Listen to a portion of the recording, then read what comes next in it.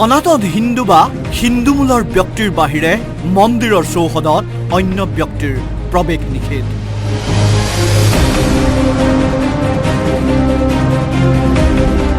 এই বিশেষ জাননীখনক লৈ তুমুল চৰ্চা চলিছে সামাজিক মাধ্যমত।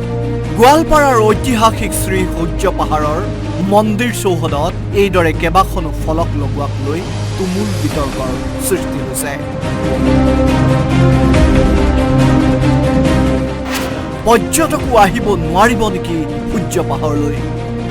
হঠাৎ কিয় এই সিদ্ধান্ত লোৱা হৈছে? আছাম টক্সৰ আগত সূৰ্য পাহাৰৰ পৰিচালনা সমিতিয়ে স্পষ্ট কৰি দিছে এই সিদ্ধান্ত কিয় আৰু কেতিয়াৰ। শ্ৰী সূৰ্য পাহাৰত শেহতীয়াকৈ এটা ফলকে যথেষ্ট চৰ্চা লাভ কৰিছে।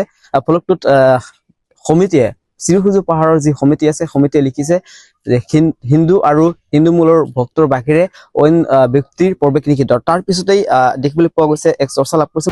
আচলতে 15 বছৰ পূৰ্বে লোৱা আছিল এই সিদ্ধান্ত। সমগ্ৰ সূৰ্য পাহাৰ পৰ্যটন ক্ষেত্ৰলৈ সকলো ধৰ্মৰ লোক আহিব পাৰিব, কিন্তু সূৰ্য মন্দিৰ, শিৱ মন্দিৰ, হনুমান মন্দিৰ আদি থকা 150 বিঘা মাটিৰ নিৰ্দিষ্ট মন্দিৰ চৌহদতহে এই নিষেধাজ্ঞা বলবৎ কৰা হৈছে। ইয়াৰ বাহিৰে পাৰ্কিং এলেকা, জিৰণি চৰা, পাৰ্ক আৰু অন্যান্য মুকলি ঠাইসমূহলৈ যিকোনো ধৰ্মৰ লোক বিনা দ্বিধাই প্ৰৱেশ কৰিব পাৰিব। একাংশ সংবাদ মাধ্যমে উৰা বাতৰি বিয়পাইছে বুলি মন্তব্য পৰিচালনা সমিতিৰ। প্ৰায় 15 বছৰমান আগতে আমি ফলকখন লগাই থোৱা হৈছে। এই ফলকখন এইবিলাক সন্মুখত দিয়া হৈছে আৰু চাৰিওফালে মন্দিৰৰ ঠিক এই প্ৰৱেশ পথতে আমি ফলকখন লগাই থৈ দিছোঁ।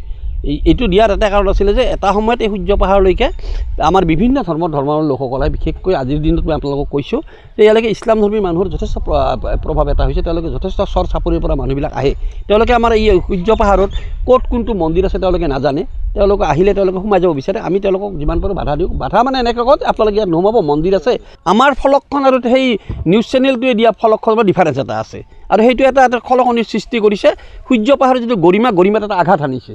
কাৰণ আমিতো সূৰ্য পাহাৰ মহাপীঠস্থান পৰিচালনা সমিতিয়ে সূৰ্য পাহাৰ মহাপীঠস্থানলৈকে আমি অহাত কোনো বাধাদান কৰা নাই। আমাৰ মন্দিৰ চৌহদত আমি বাধাদান কৰিছোঁ। সূৰ্য পাহাৰ পৰ্যটন ক্ষেত্ৰলৈ অৱশ্যে ভাবুকি কঢ়িয়াই আনিছিল একাংশ লোকে। বংগমূলীয় মুছলমান লোকে দখল কৰিছিল পৰ্যটন ক্ষেত্ৰৰ শ ভূমি। 10 কটাত উচ্ছেদ চলাই প্ৰায় 600 পৰিয়ালক উচ্ছেদ কৰাৰ পাছতেই চকু কপালত উঠিছে সচেতন ৰাইজৰ। সূৰ্য পাহাৰত মিয়াৰ দপদপনি আচলতে বাঢ়িছিল। সাম্ভাৱ্য বিপদ দেখি মন্দিৰ এলেকাত এইদৰে ফলক লগাবলৈ বাধ্য হৈছে পৰিচালনা সমিতি। গোৱালপাৰাৰ পৰা ইছমাইল হুছেইনৰ ৰিপৰ্ট, আছাম টক্স।